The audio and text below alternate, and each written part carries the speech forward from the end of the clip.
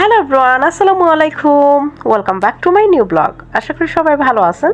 আমরা আলহামদুলিল্লাহ এই তো ভালো আছি। আবারও চলে আসলাম দিয়া আলম ব্লগের নতুন আরও একটি ভিডিও নিয়ে আপনাদের মাঝে। কাছে এবং দূরে, দেশ এবং দেশের বাহিরে থেকে এই মুহূর্তে যে যেখান থেকে আমার ভিডিওটি দেখছেন কিংবা পরবর্তীতে দেখবেন, সবাইকে জানাই অনেক অনেক ভালোবাসা এবং অসংখ্য ধন্যবাদ। তো চলুন আজকের সুন্দর ভিডিওটা সবাই উপভোগ করবেন। প্রথমে দেখিয়ে দিলাম কী কী থাকছে ভিডিওতে। তো আজকের ভিডিওতে থাকছে আসলে রাস্তার পাশে খালারা কী করে শীতের পিঠাপুলি তৈরি করেন সেটা একটু শেয়ার করে দেব, আর পিঠা খাওয়া এবং পিঠা বানানোটাও দেখিয়ে দেবো একটু একটু। তো চলুন ভিডিওগুলো আমরা শেয়ার করি আপনাদের সাথে, আর আপনারা দেখতে থাকুন। এখানে রাস্তার পাশে ফুলের গাছ এবং অনেক কিছু ছিল, তো সেগুলো একটু ভিডিও শ্যুট করলাম। আর এখান থেকে গাছ নিয়ে যাওয়ার ইচ্ছে ছিল না, বাট জিজ্ঞেস করছিলাম তাও এগুলো কত করে, মানে দাম জিজ্ঞেস করছিলাম। আর এখানে দেখলাম বড় সাইজের মরিচ, যেটা কিনা ক্যাপসিকাম মরিচ, এটা আসলে এটা ঝাল হয় না। তো এখানে মরিচের গাছ এবং ফুলের গাছগুলো আপনাদের সাথে একটু শেয়ার করে দিলাম। লেটুস পাতা ছিল। এখানে আসলে দাঁড়িয়েছি আমরা পিঠা খাবো, তো সেই জন্য এই পিঠা বানাচ্ছিল খালা। আর এদিকে ফুলের গাছগুলো আমি আপনাদের সাথে শেয়ার করে দিলাম, যেহেতু পিঠা ওইদিকে হচ্ছে তাই ভাবলাম এগুলো একটু ক্যামেরা শ্যুট করে নিই। পিঠা এদিকে হচ্ছে কিন্তু। তো দেখুন খালারা পিঠা কীভাবে বানান, ওনারা কিন্তু মানে ঝটপট করে তৈরি করে নেন। খুব সুন্দর ফুলকো ফুলকো চিতই পিঠা এবং বাফা পিঠা এগুলো।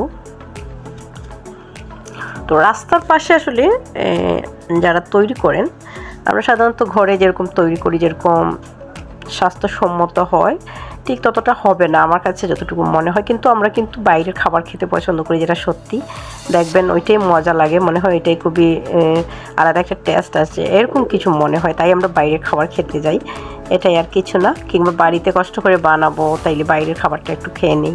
কিন্তু তার মধ্যেও মানে এতটাও মানে এখানের পরিবেশ নোংরা ছিল না। মানে খোলা খাবার, বাইরের খাবার যতই আমরা বলি এটা না খাওয়াই ভালো। কিন্তু ওদের পিঠাগুলো ফুলকো ফুলকো হয়, আমরা আবার আসার চেষ্টা করি, অনেক সময় হয় আবার অনেক সময় হয় না, এটাই। তো যাই হোক, আমার হাতে সব কিছুই হয়, বাট চিতই পিঠাটা হয় না। চিতই পিঠাটা আমি কেন জানি মানে করতে পারি না, জানি না, ঠিক মতো করতে পারি না। তো হয়তো ঠিক মতো ব্যাটার করা শিখিনি এখনও। নইলে সব ধরনের পিঠাই আলহামদুলিল্লাহ আমি করতে পারি। তো এখানে খালাকে বলছিলাম আমি যে আপনি গ্লাভস পরেন না কেন হাতে, যেহেতু মানে বাইরের খাবার, আর ওনারা যদি হাতে গ্লাভস না পরে এরকম ইয়া করে, তো সেটা একটা মানে এই দিকটা আমার ভালো লাগেনি। তো উনি বলছেন আমি একটু পরপর হাত ধুই, যতবার এখানে পিঠা দিই ততবার আমি হাত ধুয়ে নেই। হাত ধুতে ধুতে নাকি উনি ঠান্ডা লেগে যায় ওনার, তাও উনি মানে গ্লাভস পরেন না, ওনার প্রবলেম করে, তার চেয়ে উনি হাত ধুয়ে নেন বারবার ঠান্ডার মধ্যে। তো এটাই, যাই হোক, যেহেতু পিঠা মানে বানানো দেখতেছি, পিঠা আবার এখানে বাপ্পা পিঠা আমার পছন্দ, যেটা সত্যি। তো ভাপা পিঠা শুধু আমি আর মানে খেতে পছন্দ করি আমাদের ঘরের মধ্যে। আর কারো তেমন কি কারো পছন্দই না পিঠা, শুধুমাত্র তেলের যে আমরা পোয়া পিঠা যেটা বানাই ওইটা আমার হাজব্যান্ডের খুবই পছন্দ, খেজুরের গুড়ের যেটা। তো সেই পিঠাটা আমারও পছন্দ, কিন্তু বাপ্পা পিঠাটা আমার সবচেয়ে প্রিয়।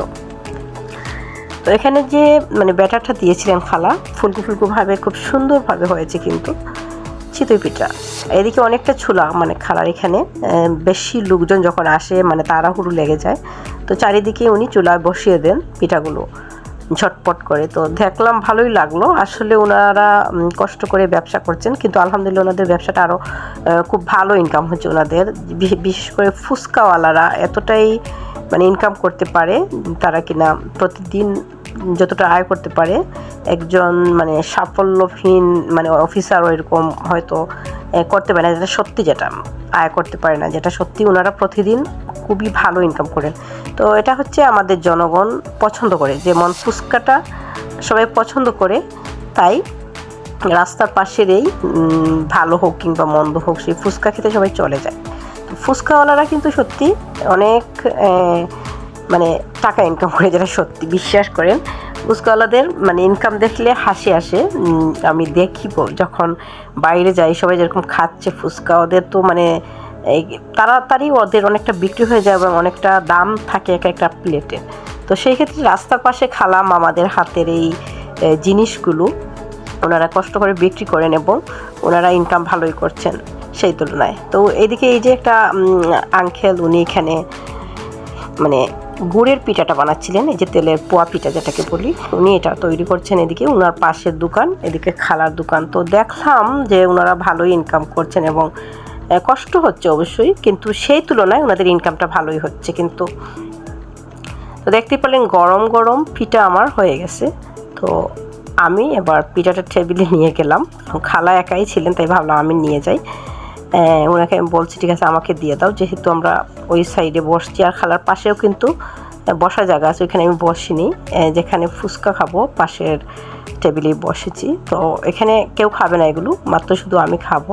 তো আমি এক একটা পিঠাই খাবো, সবকটা মানে খাবো না। তো যেহেতু তাও আমি ওদের জন্য নিয়েছি, ওরা যদি খেতে চায়, বাচ্চারা ওরা পছন্দ করে না, সেটাই হচ্ছে কথা, ওরা পিঠা খেতে পছন্দ করে না। তো তারপরে হচ্ছে আমি বাসায় নিয়ে আসি কয়েকটা পিঠা গরম গরম, খালাকে বলি যে আর কয়েকটা পিঠা বানাতে, আসার সময় বাসায় নিয়ে আসবো, এটাই।